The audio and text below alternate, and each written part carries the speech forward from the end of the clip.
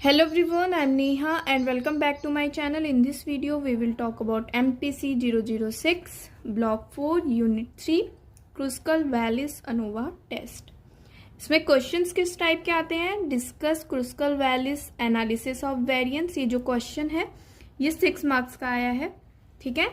And explain step by step procedure for competition of Kruskal-Wallis ANOVA test with example. ये question 10 marks का है. सबसे पहले हम डिस्कस करेंगे कि एक्चुअली में Kruskal-Wallis एनालिसिस ऑफ वेरिएंस या फिर Kruskal-Wallis ANOVA टेस्ट होता क्या है. तो पॉइंट बाय पॉइंट डिस्कस करते हैं. इसमें सबसे पहला पॉइंट है Kruskal-Wallis ANOVA test developed by William Kruskal and W Allen Wallis in 1952. Next point, इसको Kruskal-Wallis एच टेस्ट या फिर one way ANOVA on rank test के नाम से भी जाना जाता है. नेक्स्ट पॉइंट है Kruskal-Wallis ANOVA test is non parametric test. Non parametric test इसे कहा जाता है. एंड जब नॉन पैरामेट्रिक टेस्ट होता है तो वहाँ पर कुछ पॉइंट्स होते हैं, आपको पता ही होगा. फर्स्ट है कि नॉर्मली या नॉर्मल डिस्ट्रीब्यूशन होता है या फिर स्क्विड डिस्ट्रीब्यूशन होता है. ये ऑलरेडी हम डिस्कस कर चुके हैं जब non parametric and parametric test discuss किया था. एंड सेकेंड, ये नॉर्मली डिस्ट्रीब्यूशन क्यों होता है? क्योंकि हम रैंडमाइजेशन करते हैं, ठीक है. रैंडमाइजेशन के थ्रू हम सैंपल कलेक्ट करते हैं, जिसकी वजह से ये नॉर्मली डिस्ट्रीब्यूशन होता है. Okay. And you all know कि जो इसमें हाइपोथेसिस होती है, हाइपोथाइज जब होता है नॉन पैरामेट्रिक टेस्ट में, तो हम वहां पर hypothesised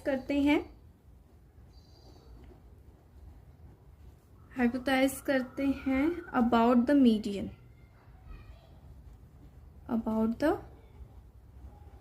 median instead of the mean. Okay, I hope ये पॉइंट्स आपको याद हो. ओके, अब नेक्स्ट हम मेन पॉइंट्स पे चलते हैं. इसमें हम यूज करते हैं इंटरवल एंड रेशियो स्केल को. ओके. एंड नेक्स्ट पॉइंट है हमारा, फिफ्थ पॉइंट है compare more than 2 population. Okay. और कहीं कहीं ये भी मेंशन होता है, आप इससे कंफ्यूज मत होइएगा. और 1 independent variable with more than 2 groups और लेवल्स. ठीक है. यहाँ पर हम एक इंडिपेंडेंट वेरिएबल होता है जिसके 2 ग्रुप्स या लेवल्स होते हैं, मोर देन 2 ग्रुप्स या लेवल्स होते हैं, इसलिए इसको कभी कभी single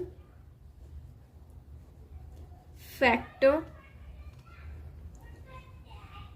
between subject analysis of variance भी कहा जाता है. Between subject and with in subject हमने डिस्कस किया था. बिटवीन सब्जेक्ट मीन्स की डिफरेंट ग्रुप के हम ऊपर टेस्ट करते हैं, जो भी हमारा एक्सपेरिमेंट होता है, टेस्ट होता है, क्वेश्चनर यूज करते हैं.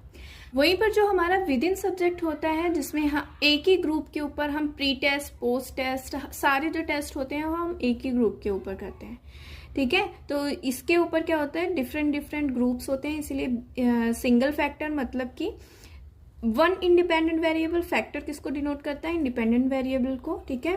Between subject analysis of variance. Okay. इसको एग्जाम्पल के थ्रू हम देख लेते हैं. और एक पॉइंट मैं यहाँ पर और ऐड करूंगी, जब मोर देन 2 पॉपुलेशन ना हो, ओनली 2 पॉपुलेशन हो, ठीक है, ओनली 2 पॉपुलेशन हो, तो वहां पर हम किसको यूज करेंगे? एफ टेस्ट को.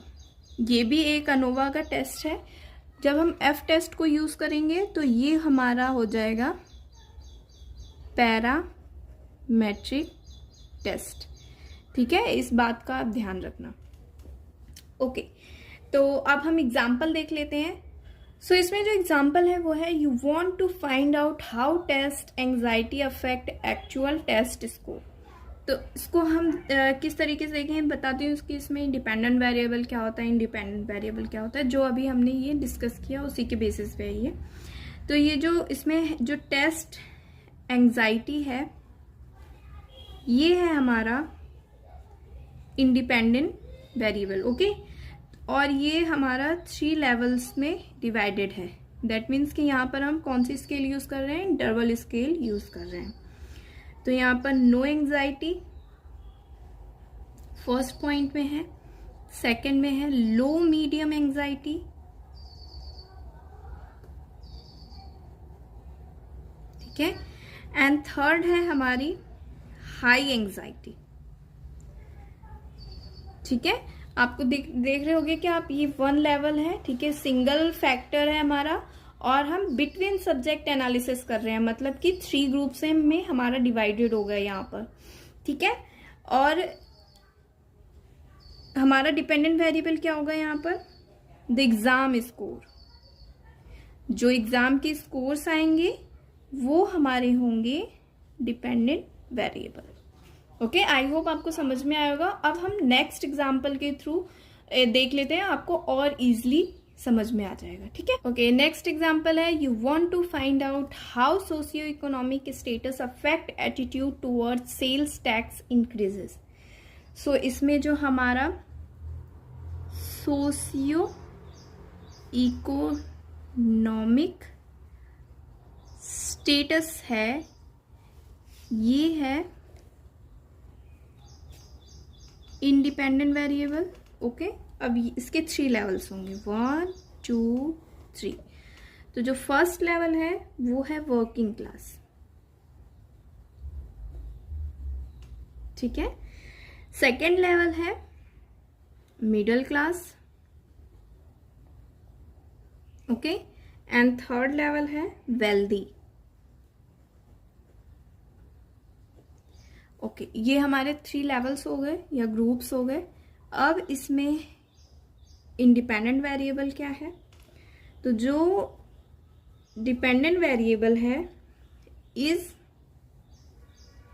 Measured on a 5-point Likert scale.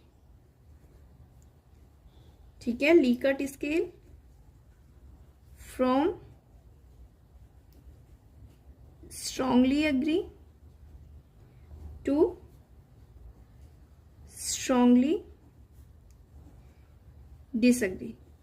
अब कमेंट सेक्शन में ये बताओ आपके लीकर्ट स्केल कौन से स्केल के अंडर में आता है, इंटरवल, रेशियो, ऑर्डिनल या नॉमिनल।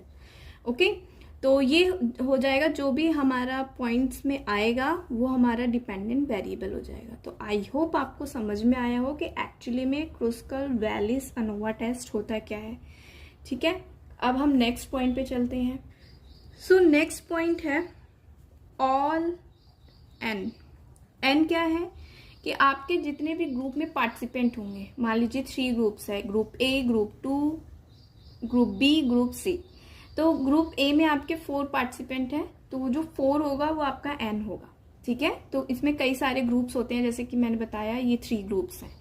ओके, तो सारे ग्रुप्स के जैसे N1 N2 ये इनफाइनाइट हो सकता है, बहुत सारे ग्रुप भी आप कर सकते हैं। ये के जो रिप्रेजेंट कर रहा है ये इनफाइनाइट करता है। तो ये measurement are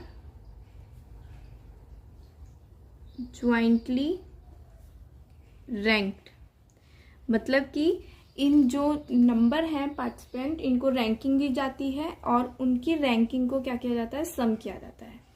okay, next point पे चलते हैं। We use the sum of the rank. ठीक है, जो हम यहां पर सम करेंगे रैंक्स का, ऑफ द के सैंपल।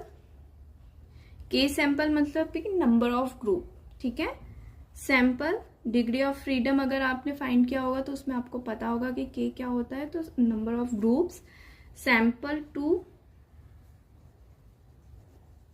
Compare the distribution. ठीक है, जो भी रैंक होती है उसको सम करते हैं और फिर नंबर ऑफ ग्रुप का जो डिस्ट्रीब्यूशन, जो भी डिस्ट्रीब्यूशन हुआ रहता है उसके बीच के हम कंपैरिजन करते हैं। मतलब कि जो रैंकिंग हम दे रहे हैं उनको सम करते हैं रैंकिंग को, फिर उन रैंकिंग के बेसिस पे हम उन तीनों ग्रुप को कंपैरिजन करेंगे। ठीक है, आई होप ये आपको समझ में आया हो। अब हम चलते हैं सीधे आपके एग्जाम्पल पे। So let's begin. Okay, book में ही ये एग्जाम्पल दिया हुआ है और ये हमने लिया है क्या, स्मॉल सैंपल एग्जाम्पल है। ठीक है, इसमें 12 पार्टिसिपेंट हैं। ओके, एंड 12 पार्टिसिपेंट को इनटू 3 ग्रुप्स में डिवाइड किया गया है, condition A, condition B and condition 3। तो कंडीशन ए जो है लो नॉइज है एंड जो कंडीशन बी है वो एवरेज नॉइज है एंड कंडीशन सी जो है वो लाउड नॉइज है। ओके, आपने यहाँ पे देख लिया क्वेश्चन क्या है, फिर उसके बाद मैंने कुछ इस तरीके से टेबल बनाया है ताकि आपको इजीली समझ में आ जाए। ठीक है, तो ये पार्टिसिपेंट नंबर है, हमारे 12 पार्टिसिपेंट हैं। ठीक है, हर ग्रुप में 4 पार्टिसिपेंट हैं। ओके, तो ये हमारे ग्रुप डिवाइडेड हो गए। अब हम क्या करेंगे, इनकी नंबरिंग यहाँ पर लिख लेंगे। तो जो फर्स्ट पार्टिसिपेंट है उसको 3, उसके बाद 5, 6, 3 एंड नेक्स्ट जो है 2, 7, 9, 8 एंड नेक्स्ट है 10, 8, 7, 11। इसे आपको इजीली रैंकिंग देने में रहेगा। ठीक है, उसके बाद हम इसको रैंकिंग देते हैं पूरे नंबर्स को, पूरे 3 ग्रुप्स के उसके अकॉर्डिंग हमें नंबर्स देनी है। तो सबसे पहला या स्मॉल नंबर क्या है हमारा 1। ठीक है, 1 है। उसके बाद हमारा क्या है 3, तो इसको 2 रैंकिंग देंगे। बट यहीं पर आप देख रहे हो कि 2, 2, 3 है, तो यहाँ पर हम क्या करेंगे 2.5 एंड 2.5। और ये 2.5 आप किस बेसिस पे करोगे, जैसे कि ये वाला फॉर्मूला है ना n+1/2। तो n क्या है हमारा 4 पार्टिसिपेंट है, 4+1/2 इक्वल टू 2.5। ठीक है, तो हमारा यहाँ पे हो गया 2.5। ओके, ये हो गया 1, 2 एंड 3। ओके, 4th नंबर पे है हमारा 5। ठीक है, एंड 5th नंबर पे है 5। ओके, और 6th नंबर पे है 7। तो 7 भी डबल है, तो सेम हम करेंगे 6.5 एंड यहाँ पर भी इसको 6.5 दे देंगे। ओके, उसके बाद है हमारा नेक्स्ट 8 हमारा होगा 8.5 एंड ये होगा 8.5। ठीक है, अब हमारा आ जाएगा 9। ये रहा, एक ही 9 है, तो हम इसको नंबर देंगे 10। ओके, अब ये हमारा 10 हो जाएगा 11 और ये 11 हमारा हो जाएगा 12। आई होप आपको समझ में आया हो कि अगर डबल डिजिट है तो हम उसको 2 से डिवाइड कर देंगे। एवरेज एक तरीके से हमारा हो गया, ये फॉर्मूला हम यूज़ करेंगे। ठीक है, तो 2.5 हो गया तो इसको 2 हो गया एंड ये 3 काउंट हो जाएगा, बट यहाँ पर हम 3 मेंशन नहीं कर रहे हैं क्योंकि ये डबल डिजिट है। ओके, अब ये हो गया हमारा। अब हम क्या करेंगे कि इनको हमें सम करना है, इन तीनों ग्रुप को अलग अलग हमें सम करना है। जैसे मैंने बताया था आपको, रैंकिंग को क्या करना है, कंपैरिजन करना है, उनका जो सम होगा उसको कंपेयर करना है। ठीक है, तो अब हम इसको क्या करते हैं, सम कर लेते हैं। सो जो हमारा ये सम होगा ये T1 होगा, हमारा T मीन्स से T ग्रुप हो गया, तो ये हो जाएगा हमारा 14 एंड नेक्स्ट होगा T2 इक्वल टू 26, इसका सम होगा। एंड जब हम T3 को सम करेंगे तो ये हो जाएगा हमारा 38। ओके, तो T1, T2, T3। अब हम फॉर्मूला लिखते हैं और उसके बेसिस पे क्वेश्चन को सॉल्व करेंगे। So this is the formula of H test. और इस एच टेस्ट में जैसे कि small group, small sample and large sample में डिफरेंट फॉर्मूला होते हैं, but in this case H test में लार्ज सैंपल और स्मॉल सैंपल में दोनों में सेम फॉर्मूला है। ठीक है, तो आप सेम प्रोसेस है, सिर्फ एक चेंजेस है जिसको मैं लास्ट में आपको बता दूंगी। तो अब हम यहाँ पर वैल्यू को पुट करेंगे, ठीक है। तो h इक्वल टू 12 गिवन है, ठीक है।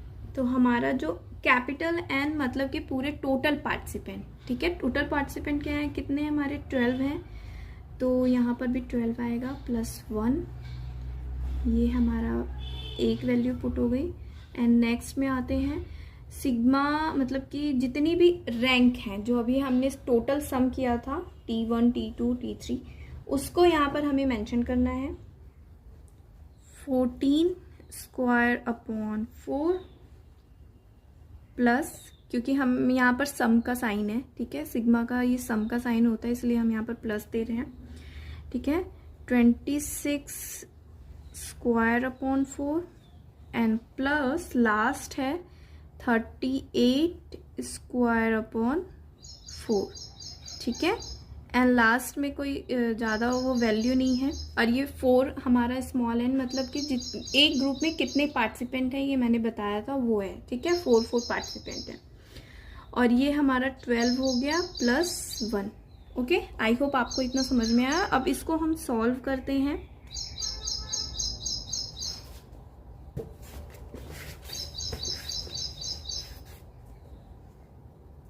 ओके, तो सबसे पहले हम करेंगे 12/156। 156 कैसे आया, 12 + 1 13 हो गया, 13 × 12 आप करोगे तो 156 आएगा, ठीक है। ये हमारा फर्स्ट सॉल्यूशन हो गया। एंड नेक्स्ट में आते हैं, पहले हम इन दोनों का इंटू करेंगे तो आएगा 196 अपॉन डिवाइडेड बाई 4 करोगे आप तो ये हो जाएगा हमारा 49, ठीक है। प्लस अब 26 × 26 करोगे और उसके बाद वो आएगा हमारा 676। अब 676 को 4 से डिवाइड करेंगे तो हमारा आ जाएगा 169। एंड प्लस 38 × 38 करेंगे तो आएगा 1444। और उसको हम जब 4 से डिवाइड करेंगे तो आएगी हमारी वैल्यू 361। ओके, ये सॉल्व हो गया। एंड नेक्स्ट हमारा क्या होगा, -13, 12 + 1 13 हो जाएगा। एंड इंटू 3 करेंगे तो हमारा हो जाएगा 39।